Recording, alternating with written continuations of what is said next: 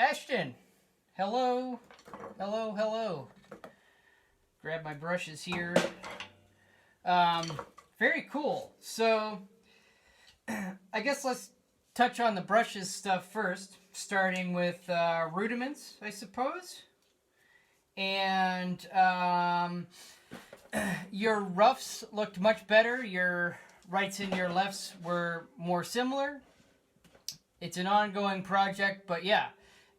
So much of this is just being aware of it. So if nothing else, I'm here to tell you what you need to be aware of, and then once you're aware of it, you just fix it, right?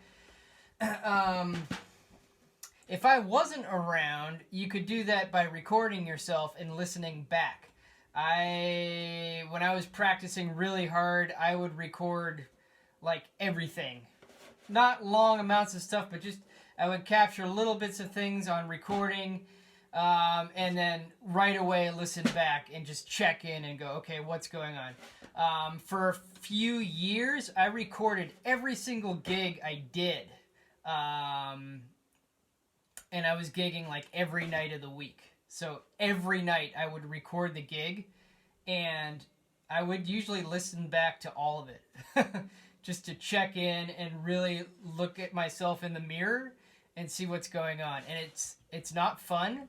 It's hard to look at yourself like that, and I might have been a little bit obsessive about it, but definitely helped. So anyways, rudiments. So yeah, roughs were improved, way tighter to the click this week. So that was another thing, just me mentioning it last week and letting you know that is not quite good enough. Like, you fixed so much of that this week. I could hear you pulling back your time, playing those triplet kind of figures, and overall you were much more with the click. I would say you were with the click really nicely, probably 80-90% of the time. The other 10 or 20%, it was always because you were rushing.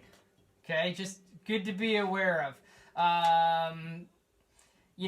As drummers, as humans, most of us have a tendency to go either rushy or draggy. Drummers talk about this all the time. I think there's some truth to it. I don't know if that's the case all the time. I typically drag a little bit, but I've definitely noticed and listened and heard myself rush many times. So it's not always true. But I think my tendency is to drag a little bit. Other drummers, their tendency is to push or to rush a little bit, and that's what you have right now. And it's not a bad thing. It's just good to be aware of it and know that maybe that is kind of your tendency. Groovy. So much better with the click. Roughs were better. Flam accent, just spend a little more time on that one, right? That one's, it's tricky. You were playing it right, but I could tell it wasn't super comfortable, and your technique got a little bit sloppy in there. I noticed the brushes staying on the head a little bit longer. But when we play those, we still want it to sound like sticks, kind of, right? We want it to be very short and staccato like that.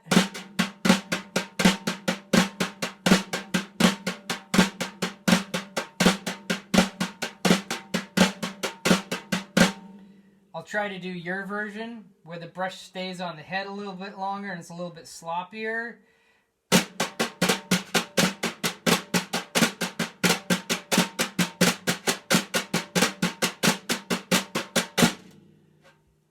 You can hear the difference, right? So my version, yours.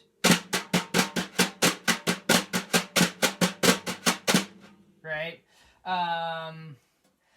That is a way of playing, leaving the brush on the head, but we'll get to that. Let's not deal with that right now. Let's just try and keep it short, staccato, and try to get that nice, clean, accurate sound, because it's harder. But we need that. So, groovy. Add flam-a-diddle-diddle for this week. And then we got the press roll, which is a secret. I'll let you in on the secret. We're not going to play a press roll with brushes, but what we are going to do, you have been prepping for. It's nothing crazy. Okay, cool. So that's rudiments, and then the stirring stuff. So stirring without tapping.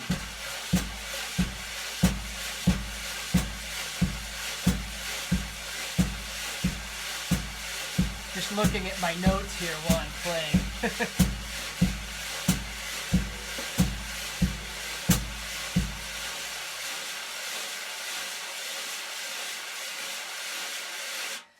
So, you notice the way I'm playing, the way I'm stirring, it's as seamless and as round and circular as a sound I can get.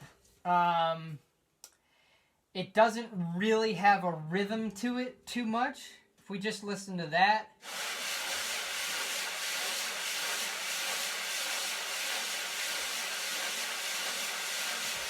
I suppose there's a little bit of there's a change in tonality, but that's just the nature of the brushes being in different positions on the head and facing different directions. But it basically sounds like shh, right? Yours sounded like straight eighth notes. It sounded like this.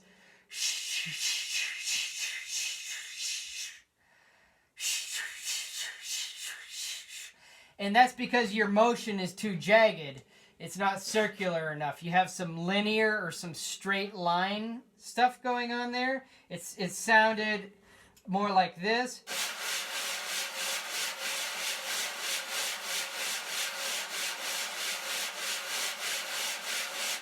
As opposed to this.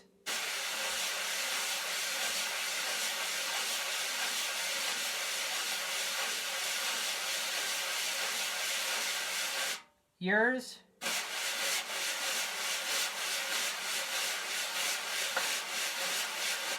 Okay, so I hope you can hear the difference there.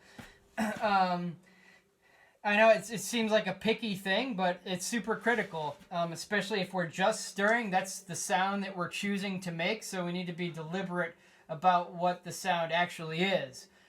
When that's all that we're doing, that's all that we're playing, we need to pay attention to that. So it just comes down to making your circles more circular and learning to be very fluid and relaxed and flowing and circular with your motions. And again, probably just me mentioning it right now is enough to make you aware of it, and then next week you'll show it to me and it'll be fixed. Cool. And then stirring and tapping. Yeah, you got it. You got the basics. So much better than last week. Just keep practicing it to make it more comfortable.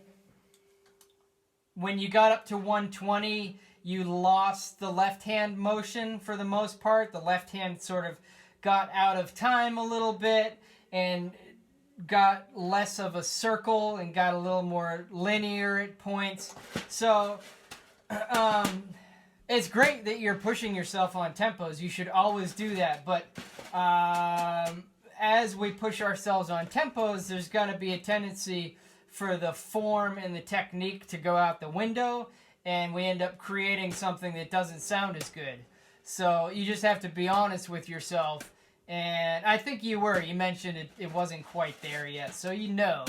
But, yeah, good job for trying, and keep trying. And if you get that left hand more used to it so it stays in time and stays more like a circle. And the right hand looked pretty good at that tempo, but maybe similar kind of issues. It's harder to tell because you're tapping and it's faster. But at the slower tempo, it looked much better. I would just say that just keep doing it. Try to relax into it. Get nice and flowy with that left hand, keeping that circular motion. If anything, you could back off a little bit on the volume of your right hand, Right now it looks like you're forcing it a little bit, which tells me that it's still a little uncomfortable, but that's not a bad approach when you're learning something, to be a little more deliberate with that, because it will train you to gain comfort with it. But so yours looked kind of like this.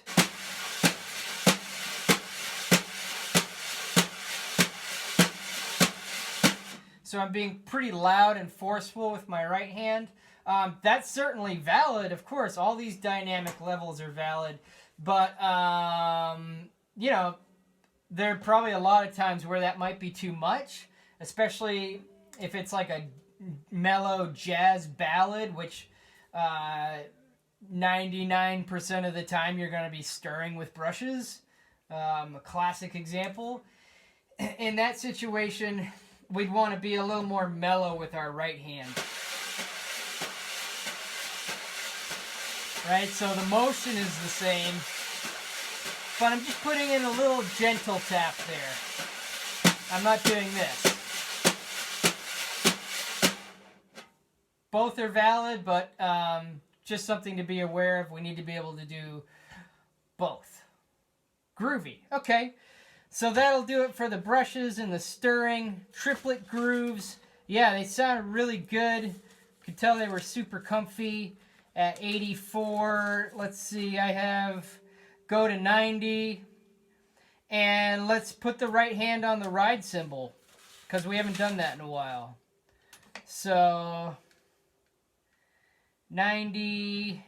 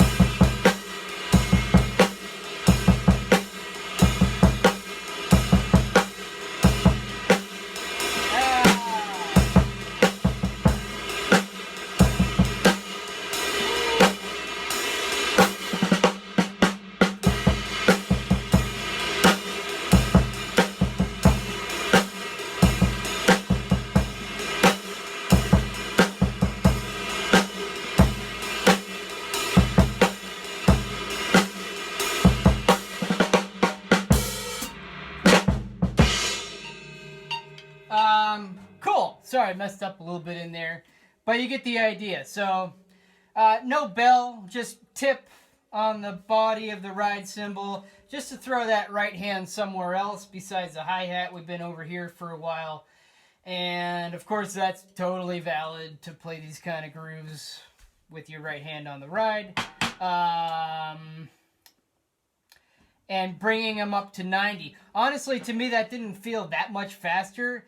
If you want to push the tempos on these, by all means. If you want to go to 95 or try 100, keep in mind, like the third one and the fourth one, where we have a bunch of those triplets in a row in the kick drum, it's going to get to a point where those aren't possible to play much faster, and that point will come pretty soon. So, and that's totally fine. Okay, cool. And then you had the 2-bar phrase. You were doing 2 and 3. Is that what I had here? 2 into 3. Yes. It was great. And you had it memorized. It was feeling good. So nice work there with the 2-bar phrase. So for this week, pick 2 different ones to turn into a 2-bar phrase. And you can stay on the hat or you can go to the ride, whatever you want to do there. Rim shot is coming along. It's still not quite there yet. I'm still hearing it a little off here and there. So just, you know, keep plowing away on that. You might find that incorporating, like just playing a simple rock beat and just working on your rim shot for a few minutes every day could help you with that, because then you can just focus on the rim shot and not have to worry about playing complicated things like that. Like 90 is a good tempo. You could just play 1 and 3 on the kick, 8th notes on the right hand, wherever you want, and just rim shot. And just trying to dial in that rim shot.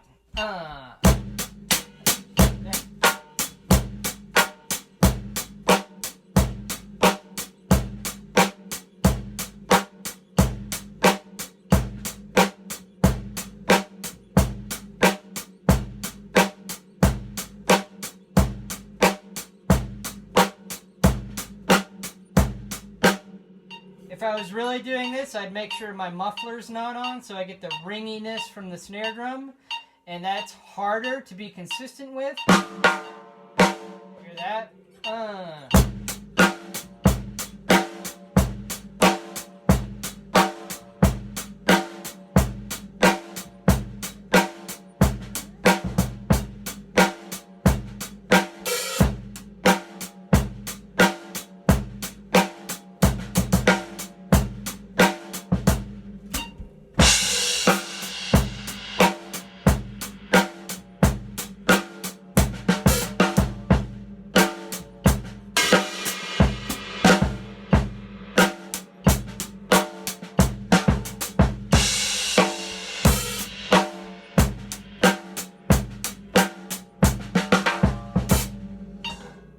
Yeah, well, I guess I got a little fancy with it, but groovy, my friend.